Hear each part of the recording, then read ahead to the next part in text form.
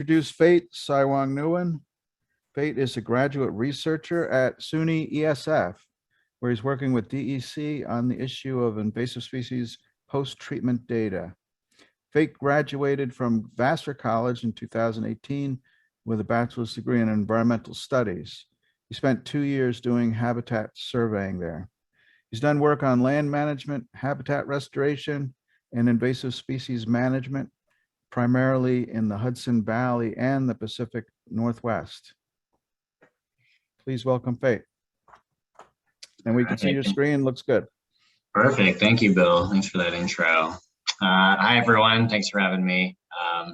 Excited to be talking today about invasive species post-treatment data. A little less glamorous than the awesome, beautiful sites Enrico got to show you, but still a very important topic in invasive species. And before I get started, for full disclosure, I've been actively sick with COVID for the last week, so if I'm a little less prepared than normal, you'll have to forgive me. All right, so let's jump right into it. Here's sort of the agenda for today. Here's what I'll be talking about. I'll just go over sort of a brief introduction of the organizations I work for, what post-treatment data is, and then I'll be talking a lot about post-treatment data in IMAP specifically. And I'm going to go ahead and do sort of the basics of IMAP data for those who aren't familiar. And I'm actually going to do sort of a live demonstration of how you would input treatment and post-treatment data. So we'll pop out of this for a little bit. And then after that, I'm going to talk about sort of the issues with our current data collection practices, and then sort of what my research is, which is kind of overcoming those issues with sort of new processes and products. So yeah, let's get right into it. So I work for New York Natural Heritage Program, whose mission is to facilitate conservation of New York's biodiversity, particularly looking at rare species, and also providing resources to managers and other conservation partners. It's a partnership between the state DEC and SUNY ESF, where I am currently a master's student. And because invasive species are such a threat to rare species, of course, we also manage the Invasive Species Database Program. And that largely includes IMAP, but there's some other sort of offshoot programs and additional products that come out of that as well. So IMAP, I'm sure most of you are familiar, but IMAP is the state's centralized invasive species database. It's used to support PRISMs and state agencies and other partners working on invasive issues. From in the bottom left there, you can see a screen cap that I took a few days ago. Looks like this year we have well over 1,000 invasive records and not detected records, which is great to see. Fewer treatment records because the field season is just getting underway. But you know, IMAP, we have the ability to create species distributions and reports, provide web map services, early detection alerts, and this last bit, which we'll be talking mostly about today, tracking control efforts. Okay, so post-treatment data, if I haven't already said it, is essentially looking at its follow-up data. So when you control an invasive species and you go back the next year, a few weeks later, and you want to look at what happened, we call that post-treatment data. And for me, it's important to think big picture here. What are the questions we're really asking with this data? So the main ones for me are, what are the outcomes of treatment, which essentially is what happened? Which treatments are effective? So were we successful or unsuccessful? And then why were treatments effective or ineffective?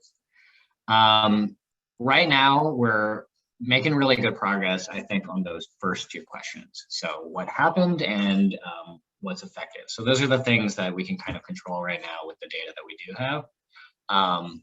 I think we're going to need sort of better data to answer the questions of why were treatments effective or ineffective in the future. So right now we're mostly focusing on those top two. I should say that historically in this sort of field, we're not actually very good at asking those questions or answering them. So on the left here, we have this article from the early 2000s. Do conservation managers use scientific evidence to support their decision I'll just read these highlighted quotes here. So for conservation to be effective, decision makers need to know what actions do and do not work. Ideally, decisions should be based on effectiveness as demonstrated by scientific experiment or systematic review of evidence. And yet many management interventions remain unevaluated. And although some evidence exists, much is not readily accessible in a suitable form. And then on the top right here, we've got a more recent article from the Adirondacks looking at Phragmites management. And it just says, there's surprisingly little evidence to assess success of invasive plant management beyond superficial metrics of areas treated and resources expended. So, doing my literature review took away some big messages, which are sort of one, we really need evidence to say what does and doesn't work. Two, most management interventions that we do are essentially unevaluated. And then three, when we do evaluate these interventions, we're often not sharing that information. It's difficult to access. And then lastly, the measurements we're using are often fairly superficial. So it's not necessarily important to know that you treated 10,000 acres of Phragmites without knowing that all 10,000 acres of those Phragmites came back that next year, right? So it's important to sort of really examine what data we're actually collecting. And this is why IMAP is sort of pivotally situated to be an important tool here, because there's evidence in there and it's accessible to everybody because it's a centralized database. We're not just doing this out of scientific curiosity. There's this big document called the Invasive Species Comprehensive Management Plan. The state and ag markets worked on it, and it's supposedly a guiding document that we all sort of follow to have a coordinated effort at managing invasive species in the state. There are 8 steps outlined, and the final one, step 8, is evaluating success. So we really are supposed to be doing this evaluation of our invasive species work. And in this chapter, they call for specifically things like getting more data into IMAP, having metrics to evaluate effectiveness. And it notes there, you can kind of see in the bottom right, there's no requirement for systematic evaluation at this time. So we're trying to go from no requirement for evaluation and reporting of effectiveness to some of that is essentially the goal. So, okay, what am I talking about? IMAP data. Some of you might be really familiar with this, others not, so I'll just sort of go over the basics. In IMAP, you have essentially 4 main types of data: your presences, your treatments, your non-detect, and your searched areas. And I'll go over all of them really quickly. The main one is the presence. It's the basic record of where an invasive species is found. Anyone can enter this that has an account. It's sort of the main type of data that goes into the database. And so relevant data might include when you observed it, where you observed it, how much there was. And we sort of want to emphasize that there are a lot of other data fields that are available to you. We know it takes a little bit more time, but things like percent cover of species, and distribution and number found, adding that data can really add a lot to our understanding of what's going on. We've also got treatments, which is an important topic for today. This is where invasive species are treated. This data includes stuff like how much area you treated, what kind of treatment you did, and what you were trying to do. It's important to note that not just anybody can enter treatment. You technically need to be part of an organization to record treatments. So if you were with LIISMA, you might record it that way. But if you want to get involved as an individual, there's actually a non-affiliated organization. So you can always reach out to the IMAP team, and I'll post that information later. If you are passionate about treatment and you're somebody who's been doing a lot of pulling in your backyard or something, that you're interested in recording. Good to know that. We've also got non-detects. This is also very important. Anytime you go out looking for something and you don't find it. For the purposes of today, we're mostly interested in this reason for not detecting that is presumed eliminated due to treatment. So you would record this if you treated somewhere and the next year you didn't find any of it. and you'd say, okay, I think we got rid of it because of the treatment that we did. And then lastly, we've got our searched area. And the searched area is just sort of a way of doing multiple of these records at the same time. One thing that'll happen a lot in invasive species management is people aren't doing follow-up visits and treatments separately. They're actually going to treat it, but they want to mark down what happened from last year. So this is a good way to sort of put together multiple records at the same time. Or if you find a bunch of species at once, this is also very important.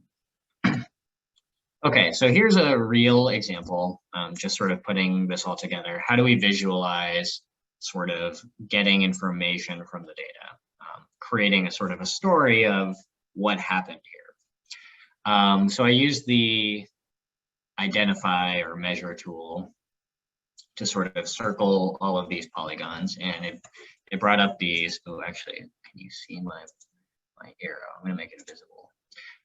You can see these sort of tabs down here, and it'll show you all of the records that are within the area that you're searching. And that's really useful because you can see, you know, what species you're looking at, what years, who made the record, or things like that. But, you know, just looking at this, it can be a little bit difficult to understand exactly what's happening. So I went ahead and broke this out into sort of its composite years, so it makes a little bit more sense. And here we can sort of get a story of what happened when we treated. In this first year, 2012, and this is a giant hogweed treatment, I believe. They searched this area, and then they found this area had giant hogweed in it. And the next year, they actually went back and found a lot more of it. So they searched a bigger area, and they found maybe it had spread. And they went ahead and treated it. I'm not entirely sure why this treatment polygon is sort of like partially overlapping the former presences, but it might be a GPS drift issue, or it might be that they actually just treated this area. It's hard to say. But regardless, they treated most of the hogweed presences, and then there's this huge 6-year gap, but 6 years later, there's just one big non-detect record. So here we can use the data to tell a story.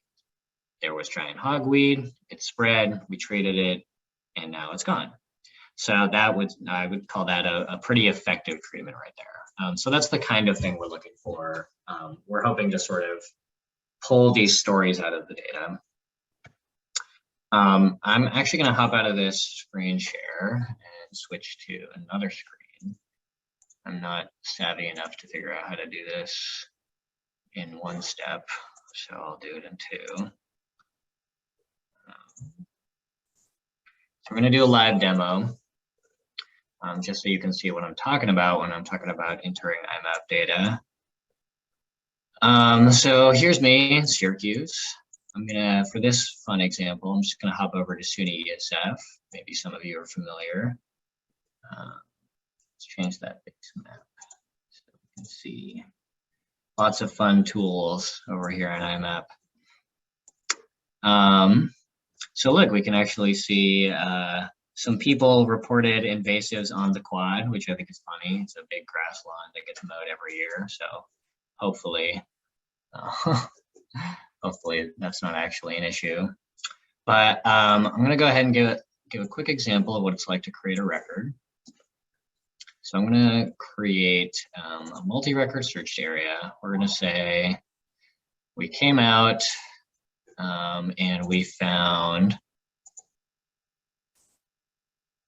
the highly dangerous, I'm going to say I found a presence here, and it's going to be that entire searched area.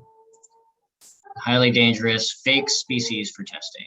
We do this so we can give sort of demonstration records without adding fake records into the system. But here you can see, so here's the presence record. Got my name, I've got the date, if I'm involved in any projects. I'm actually going to pretend that this happened at the beginning of the month. And then here you can see I have all these things that I can add. I can say that I found 50 of them or 100. In this particular case, I might just say it was totally covering the area, 76 to 100% cover. And then with the distribution, I'll say it was a monoculture of fake species. There's also, I want to, even for you power users, want to point out these advanced details. There's a lot of stuff hidden in here. So we're going to say this is a pre-treatment assessment, and it's a management candidate. So this is like an important spot where you can find a lot more advanced details if you want to record that kind of information. So I'm going to go ahead and say, yep, cool, did that. I don't have any other presences, so I'll move on. Then I'm going to add a treatment record for that same species. And it's important, when you draw a treatment, you're going to have to do it on top of an existing presence of that same species. Otherwise, it'll yell at you. I'm going to go ahead and say we managed to treat like a good chunk of it, but not the whole thing. Cool. And then we did that a few days later. Took about a day.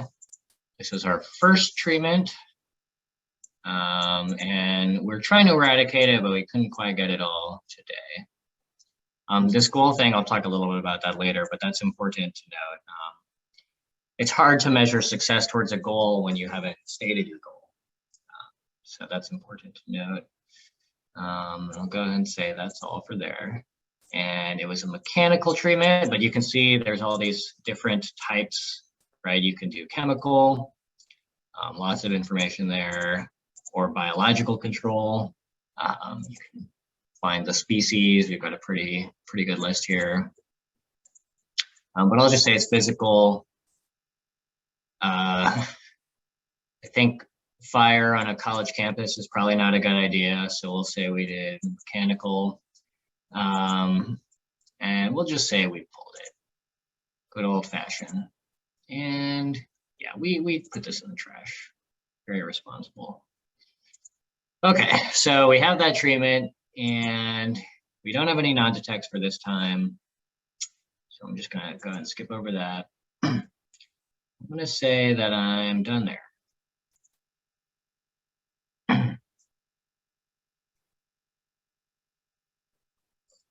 Great, so now I have these great records here. I can actually pop in, and what's important to note is that the search area in particular has these sneaky data fields. So if you go under the details, now there's all this other stuff that we could add by editing. So we could say, for example, the native vegetation distribution, absent on this line. If we had volunteers, we could say how many we had. We had 10 and they worked for 2 hours each, so that's 20 hours. We can indicate that we're going to do follow-up, things like that. So there's a lot of additional data that can be recorded in here. A lot of people don't know where these fields are because they're a little bit hard to find, but just wanted to point your attention to that. So we'll say that. We've also got, we can pop these open too, our presence. It automatically calculates that area for you. And here's all that information we put down. And then also our treatment record as well.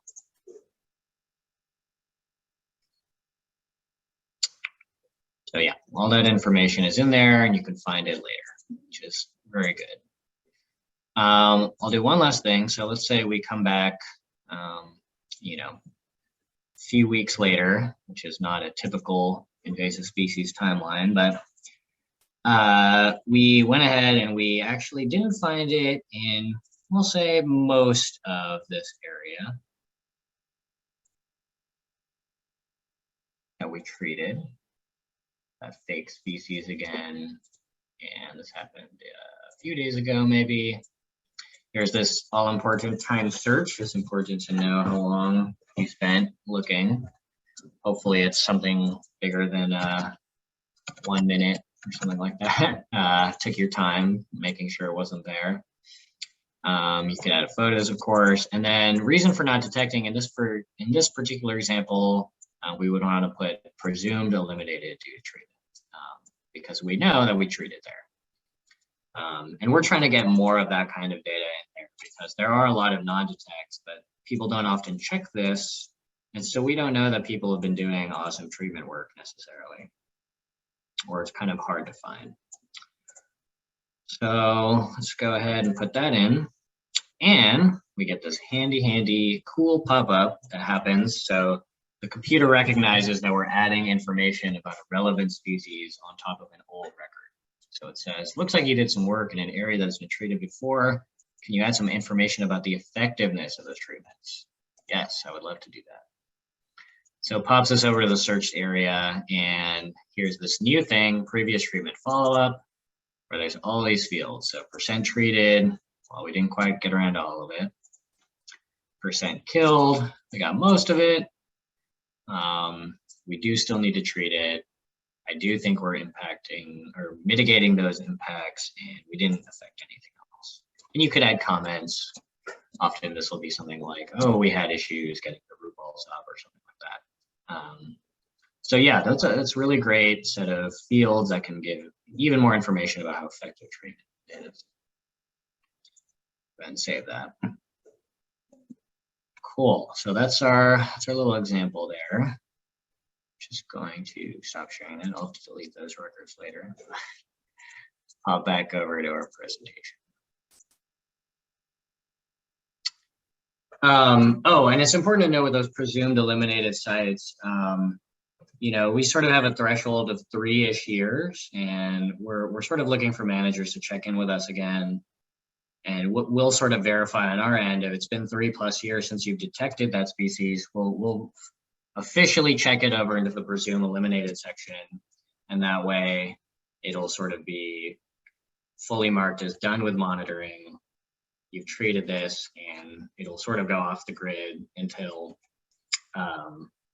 unfortunately, if somebody finds it again, it'll flag back up. But we're trying to get more of those because we know people are doing great work and getting rid of invasives, but our database essentially shows that that's not happening very often.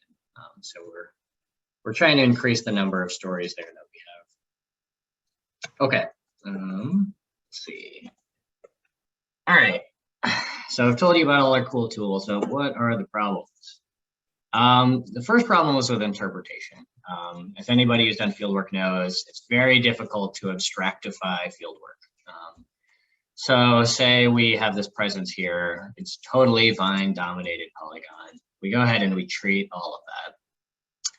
The next year we come back and we look inside of our treatment, but instead of a totally covered polygon, we actually just find a few little sprouts.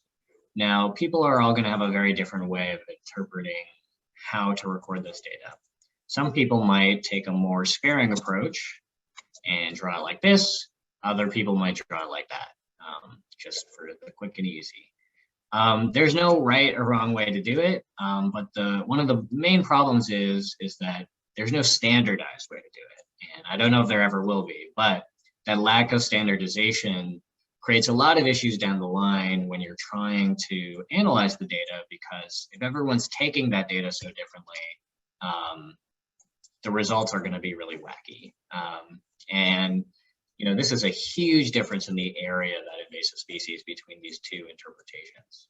And of course, you know, these are, you know, the size is abstract here, but if it's 5 feet between these points versus, you know, 20 feet, that's a very different thing. So something that we're sort of trying to work on this summer is we're testing sort of a new tool, which I'll talk about, just to sort of get a conversation between managers about maybe what the best way to approach this issue is. We've got another issue, which is sort of spatial issues and GIS drift and people entering things kind of wrong. When I was doing some work for Adirondacks with their data, and these are meticulous record keepers, right? But I got a lot of stuff that looks like this. And as somebody who is trying to interpret data, it makes you want to pull your hair out when you see stuff like this, because you just do not know what's going on. You know, like, why is this little dot separated from this giant square? Why did they, went the wrong way. Why is this treatment happening in a giant X where they don't treat most of this thing, and stuff like that. So, you know, There's sort of the ideal situation, which I showed you earlier, and then there's stuff like this where it's really, really difficult to understand what's happening. There's also data field consistency. So people often have different ways of entering data and they choose different data fields. Here's just an example from some percent cover data I was summarizing in the Lower Hudson. People just entered it all sorts of different ways. My favorite is this lone 4. That's easy enough to clean up, but as you can see, there's a ton of NAs, which means the data wasn't recording. So at that site, we do not know what the percent cover is. With the plant counts, it's even worse. It's, a huge amount of non-applicable data. And, plant counts are harder to take, so I totally understand. But the issue is when there's a lack of consistency, it's very difficult to compare a site from year to year. And then lastly, we've got this number of visits by site. This is also Lower Hudson data. As we can see here, this is one visit, right? This first column, and that's like a huge amount of the data. So essentially, most of the sites that we have on file do not have any follow-up data. So there's no real way to say how effective that treatment was. Okay, so what are we doing about it? So one thing we're trying to work on is categorizing the outcomes of treatment. So what happened? Turns out the Adirondacks already have a pretty cool product here. This is their web map, which tracks infestation management statuses. I'm gonna blow this up a little bit. So for example, this is their map of Phragmites. They have 4 treatment outcome categories, which are still managing, they've eradicated, they didn't find any invasives, and there's no management currently underway. And this map already tells you a lot more than what you've been looking at from sort of raw IMAP data, right? You can see that just under half of species have been either eradicated or not found at that site. But you've also got a huge amount of spots where no management is currently underway, because as Enrico was talking about earlier, Phragmites is a very difficult species to manage, and so often it might just not be worth the time. On the other hand, giant hogweed is apparently much less of a problem in the Adirondacks. It's way fewer observations, but they're all being managed and some pretty good success there on eradication, which is sort of a theme throughout the state, I'm happy to say. So that's something we're working on. We're working on trying to move this statewide. And here's sort of our process. We're trying to take that uncategorized IMAP data and split it a couple of different ways. So the easiest step is to figure out what's been treated and what hasn't been. And then within those, looking at what's been eliminated and what's not been eliminated, what's still in the monitoring phase, what's still being monitored, what's still being treated, and where we have data gaps that we don't actually know what happened. Here's an even crazier looking graph about how we're integrating our new sort of data collection tool that we're testing out. So here's sort of the process of pre-treatment, treatment, and post-treatment surveying. So at the beginning, you have your pre-treatment, which you've recorded in IMAP. Then you do your treatment, and then everything after this gray line is post-treatment data. And it's sort of similar to what we talked about before. You show up, was it there or is it not? If it's there, you record all the information you can about it. If it's not there, you sort of say, has it been 3 years or not? Have we eradicated it, or are we still monitoring? But one thing I want to point out here is in the bottom left is we're trying to drive towards an even sort of more specific thing than just saying it's in treatment or it's not. We want to be able to look at, is that treatment going well? Is it progressing towards a goal? So that's sort of our next step. And this summer we're testing out a new sort of survey 1, 2, 3 that I developed just to get managers talking about what would be an easier way to collect this data. So we'll see what happens. Some of the products of this, we're hoping once we have all these outcomes sort of categorized, we can present prisms with summaries of how the work is going. As an example, you might be able to break these tables into acreage. So in this example, it's saying 889 acres of Lower Hudson are in management and it's progressing. That would be just an example, and then we could break it down by species. So that would be, I think, a really useful tool for managers to understand how management is progressing. Here's sort of thinking about this idea in a different way. Here's raw IMAP data. I filtered out everything but the treatments. And then let's say this is sort of the ideal, right? You have a layer that's called management status. You turn it on and you can look at all the spots you're treating and know immediately what's going on there, right? You've converted these sort of crazy blobs of information into something that's more digestible. You understand everything here is being monitored still. Here's where we've actually eradicated things like that. To sort of support this process, we're actually incorporating qualitative assessment into our new tool. So this will allow us to focus more on our goals, progress towards that goal, and what our follow-up plan is. And by taking these data, we can accomplish two things. We can make it easier on data processors to interpret the data. As Bill was mentioning before, it can be very, very difficult to look at data that is 10 plus years old and understand what was happening there at all. And by, having these sort of simple checkboxes, like we were trying to eradicate it, and when we visited, it was progressing, right? You immediately have a much better idea of what was happening than just looking at the raw data. And then lastly, we can sort of compare the qualitative data and the quantitative data to see if those two things are aligning. Are there patterns of progress that can be sort of quantified? And I'd like to just take an extra moment to say, one of our goals is to communicate success. We think that there's a lot of great work happening in the state. And we think that, the definition of success has been really tied up with this idea of eradication for so long. But as we all know, eradication is very difficult to achieve sometimes. And it doesn't mean that all this other work isn't important. Containing invasive species, functionally suppressing them, those are all really important. So we're trying to incorporate that more and more into the way we evaluate management so that people can more honestly report about their work. And yeah, so in an ideal world, we have progress towards goal measured against quantitative targets, and they incorporate all of these goals. Okay, not too much longer. So I've been working on a little bit of preliminary data analysis with a subset. And so these are the kinds of things we're trying to learn, looking at species comparisons, for example. You can see here, so here's a list of, we've got sort of simplified treatment outcomes by site. And here you can see, so this is CISC4, that's Scotch broom, so Citicis scoparius, I think. And you can see that there's about 53 sites and only one is in eradicated and one is in monitoring. So overall, with the Scotch broom sites, not a lot of success getting the plant to be fully gone.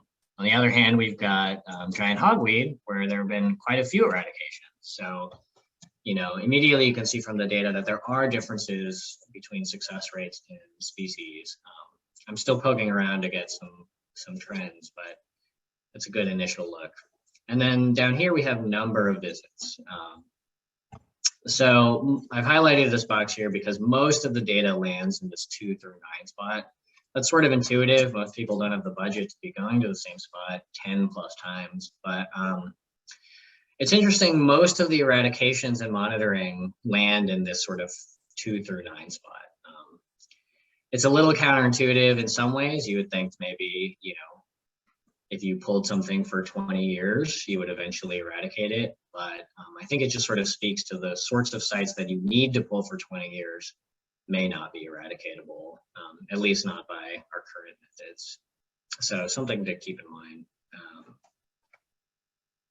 But cool to see that a lot of sites are getting so many follow-ups.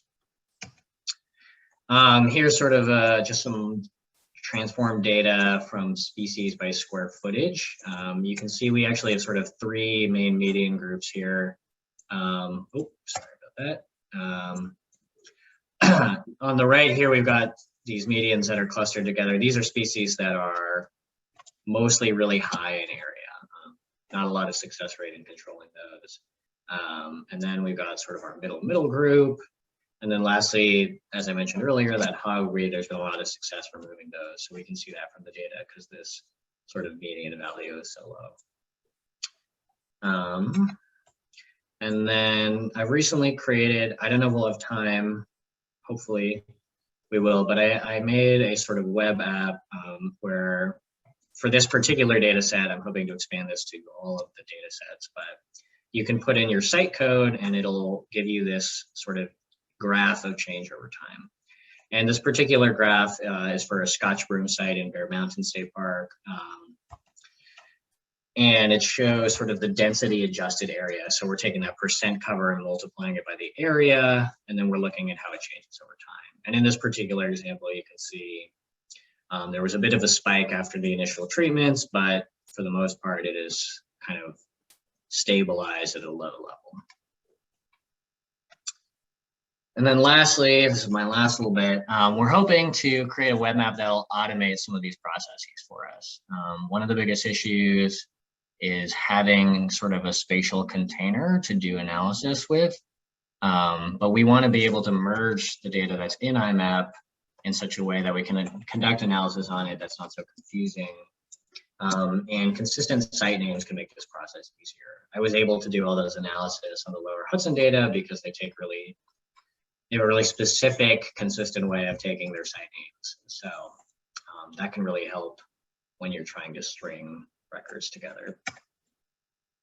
We also want to be able to automate stuff like this, where you can click on a site or a project and say, okay, what was the start year? How many years of active management you've had, years since last non-detection. Useful things for managers to look at. And then lastly, sort of the dream is to be able to automate this sort of reduction in area over time. As we've seen before, you know, area records can be a little bit spotty, but I still think you can learn something from them when those processes are automated. Okay, so that was all. These are my takeaways, which are that there are a lot of tools for collecting treatment and post-treatment data. IMAP has a ton of data fields, and I think a lot of people don't know where they are, so hopefully you got a little bit of a better idea today.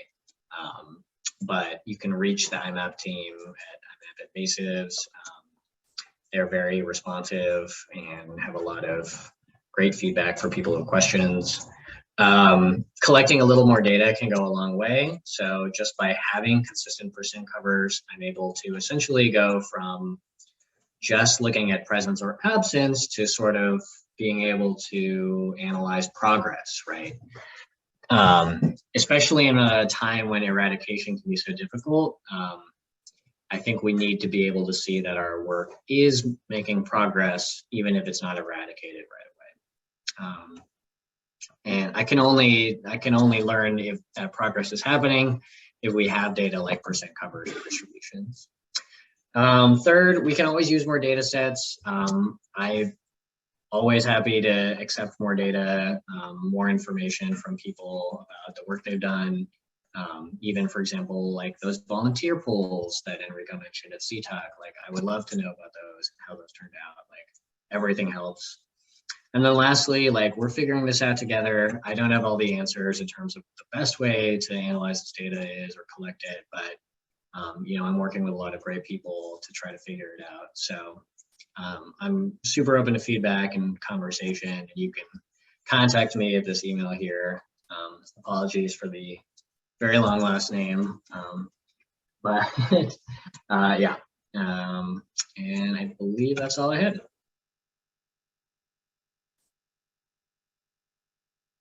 Thank you, Fate. That was excellent. It is one of the best iMapInvasives presentations I've seen. It's not an easy topic to keep it informative and somewhat entertaining, and you've managed to do that. So, thank you. So thank you for that. That was very good. Yeah. We probably have some questions in the chat. Folks can go ahead and enter questions in the chat. While you're doing that, I have a couple of questions I can start with. Sure, That's okay. Yeah. I'm thinking about the mobile app on a cell phone versus the desktop app. Yeah. And you can look at both if you have the right kind of screen and stuff in the field. But how much of this can you or should you do in the field, which is not always convenient in the field? You're standing in the middle of the woods with ticks all over you. And then how much should maybe go back to the office and work on a desktop? That's a great question. I think for that in my conversations with people, it's generally a personal preference. So there's sort of the basic IMAP mobile app, which is pretty basic. It's mostly for taking presences. And then you've got sort of the kind of like Esri apps, you've got Survey123 and things like that. And then you've got the IMAP Advanced, which is for sort of more advanced users. I think some of those more advanced tools are perfectly fine to use in the field. I know a lot of people who do use them in the field, and it's good for getting those areas down more precisely, I think. But in general, if it's your preference to kind of record all this information on paper and just put it in later, that's totally fine. Just whatever sort of suits you. I know a lot of people don't really want to do data processing after a long day in the field, so they prefer to kind of get it out of the way. But I will say it does seem like sometimes it's a little bit easier to record the data after the fact because you kind of learn stuff as you go in the field. All right. It depends, I guess, right? It can go kind of both ways, or a balance, or start in the field and finish when you get back, kind of thing. It's a bunch of different ways to do it. I also have a question. You mentioned or maybe you showed a screenshot of like a Survey123 for post-treatment data. Is that something that's available now, or is that just something you were testing? Yeah, so I'm pilot testing this summer. It should, in theory, be available by the end of the month. Essentially, the goal for that app is to take all of the post-treatment data questions that we want to ask people and put it kind of in a smaller format. Because as you could see, some of those post-treatment data fields are pretty locked away. So it's sort of like there's the downside, which is that you have to download a whole new app, but there's the upside, which is that it's a lot easier to fill out. So, but yeah, in theory, that should be made public by the end of the month. Cool. Look forward to it. Yeah. I have a question too about the site names. Definitely would love to hear like an example of maybe how someone you've seen like Lower Hudson, how they maybe use a site name. Is it sort of like that they have a greater site like label name, and then they have maybe smaller sites where they're treating a bunch of species together? Like what would be an example of that? Yeah, so I believe the way Lower Hudson specifically does it is that they have their location, which is usually tied to a property, and then their species, and then sort of the instance of that species. So for example, bear _ CISC4 _001 is like the first Bear Mountain Scotch Grove site. And then I think those go like all the way up to like 30 or something, right? They have a ton of Scotch Grove sites there. And, I was talking to Ryan about this, and, different people approach this differently, but I was asking him if they had like sort of a stable site area. Do they like draw a big kind of rectangle around a place and that's sort of like the site? And he was saying for them, no, because populations move so much. Everything is sort of tied to the name because of the dynamic nature of invasive populations, which made a lot of sense to me. I think in the Adirondacks, though, they do work with a little more sort of like stable rectangles. Here's the site. So, people have different approaches to it, but for me, it was a lot easier to work with, like the Bear Cisco one. I've got, 15 records there. They're all related, and I don't have to make any guesses about if they're related based on if they're overlapping or not. I'll just assume they're related because they have the same site code name, and do the data analysis accordingly. Okay, cool. That's really great to know. Thanks. Yeah. I have a question for Abby. There's a question in the chat about the chat. And I think I know the answer, but the chat messages get recorded also, right? If people want to go back and look at those. Yes, I think it gets downloaded to my computer. I can make that available. Yeah. Okay, that was a question. I wasn't sure if that comes out in the recording or not. Any other questions? Now's your chance. And if anyone wants to learn more about IMAP and how to use it, get in touch with LIISMA and we'll hook you up. We can do training or we can hook you up with the folks upstate. Stop sharing here. Either way. It's really important. I want to stress one more time, or I can't stress it enough, to take the extra hour or two. I don't know how long it might take, but and build it into every project to do this work. It's really important. Yeah. So just make it part of the project. Schedule it in. That's my suggestion. Yeah. Okay. Any other questions? I think that's it. Thank you, Fate. And I hope you feel better. I'm glad you. Yes, thank you. You were able. You must be a little better now, but yeah, feel better. Yeah, I appreciate that. Okay. All right. Thank you. And let's see where we are. We're nearing the end.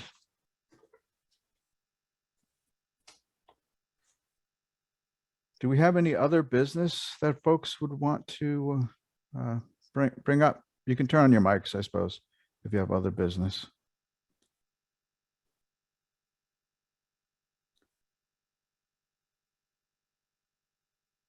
Probably easier that way. Anything else? Any other final thoughts, comments, questions? Any other questions?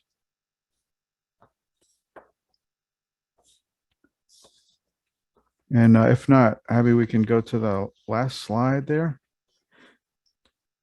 So if you have any other questions, shoot us an email. There's our email addresses right there. The main one is LIISMAPrism@gmail.com. And then there's also Abby and Haley there. And it's just about 12:30. It's a beautiful day. It's Friday. So we've decided to let you all out early. So enjoy the rest of your day, and we'll see you either in our newsletter or when we meet together in person in the field or in September at our next meeting. So thank you very much, everybody. Have a good weekend.